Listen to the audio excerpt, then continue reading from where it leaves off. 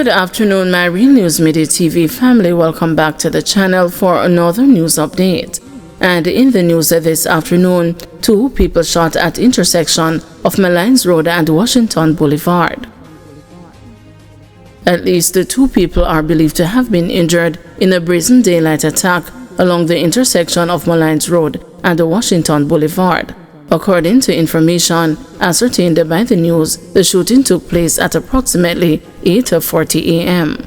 It is believed that 2 men on a motorcycle pounced upon the driver of a silver Pro Box motor vehicle and opened the fire. The driver, who was the only occupant inside the car, was hit multiple times and was rushed to the hospital. He is believed to be in critical condition. A female motorist who was in the line of traffic during the incident was also injured. A motive for the shooting is yet to be disclosed. Investigators assigned to the St. Andrew South Police Division say information is sketchy.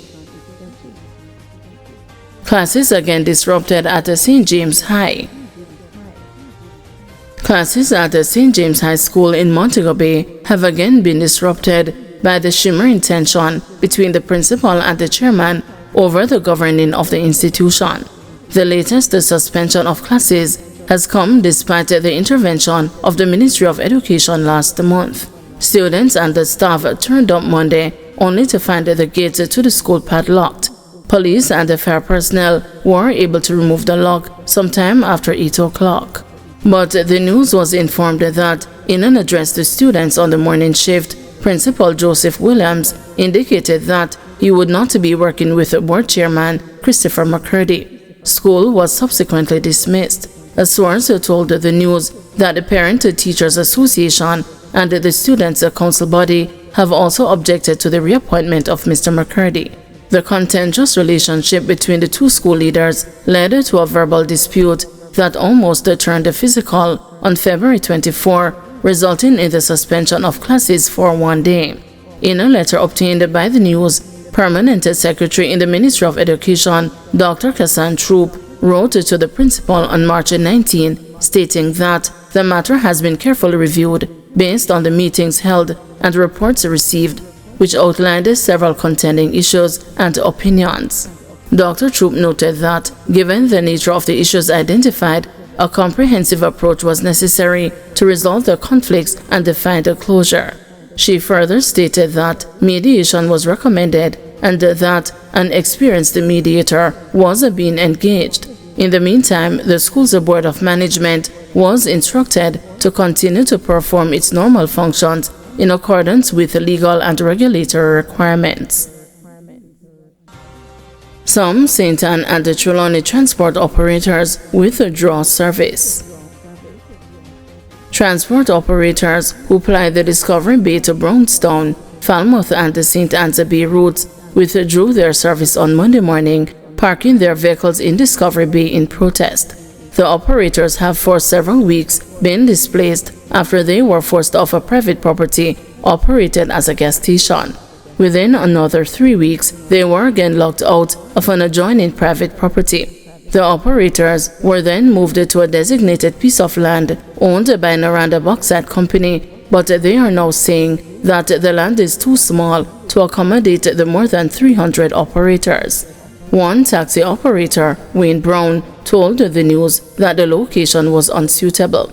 Another operator, who goes by Dangles, declared that they are now being pressured by the police. Women charged with prostitution to appear in court on Wednesday. The 5 women charged in connection with what is said to be a prostitution ring operating at a residential lot along North Avenue in St. Andrew will appear in court on Wednesday, March 26. The women, who were among an initial group of 6, were arrested and charged during a police raid on March 11 for breaches under the Public Health Act. The owner was also implicated. The women are set to appear in the Kingston and the St. Andrew Parish Court. The police are still working to bring charges against the woman who allegedly led the prostitution ring. A police source indicated that during an assessment of her mobile phone, a list of clients were identified via WhatsApp conversations pointing to several people who were participating in the operations at the premises.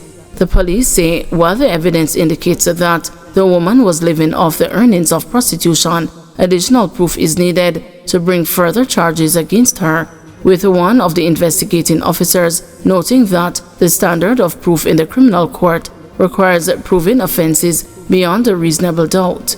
Following the March 11 raid, the police confirmed that the illegal activities were being carried out under the guise of a massage parlor. The women were found to be 19 to 31 years old. The charges came as the women who were supposed to be performing beauty therapy services, including massages, were found to be unlicensed. It is required under the Public Health Act that those performing such duties must be in possession of a valid beauty therapist license. Curfew imposed in Manchester extended. The curfew that has been imposed in sections of Manchester have been extended. The curfew began at 7:10 p.m. on Sunday, March 23, and will remain in effect until 7:10 p.m. Tuesday, March 25. Williamsfield Police Area. The boundaries of the curfew are north, east along an imaginary line from Royal Flat Road to an area at the Bartleytown community. East, south along an imaginary line from the northern boundary at the Bartleytown community to an area of vegetation in the hillside community. Southwesterly along an imaginary line from an area of vegetation at the eastern boundary at the hillside community to an area of vegetation in the Rentland Street community. West northerly along an imaginary line from the southern boundary at the Rentland community to the northern border of Royal. Christianopolis area. The boundaries of the Christianopolis area are as follows: north, east along an imaginary line from Creekhead, continuing 10 km to an area of vegetation at the Silent Hill in the parish. East, south along an imaginary line, continuing for 1.5 kilometers from the northern boundary to an area of vegetation at the Silent Hill community. Southwesterly along an imaginary line from the eastern boundary, continuing for 10 kilometers to a section of the main road at Craighead. West northerly along an imaginary line from the southern boundary, continuing for 1 kilometer from the northern boundary bordered by Troy District Trelawney. During the hours of the curfew, persons within the boundaries of the curfew are required to remain indoors unless otherwise authorized by the person in charge of enforcing the curfew. Guys, thank you for watching. See you this evening at 6 p.m. for another news update.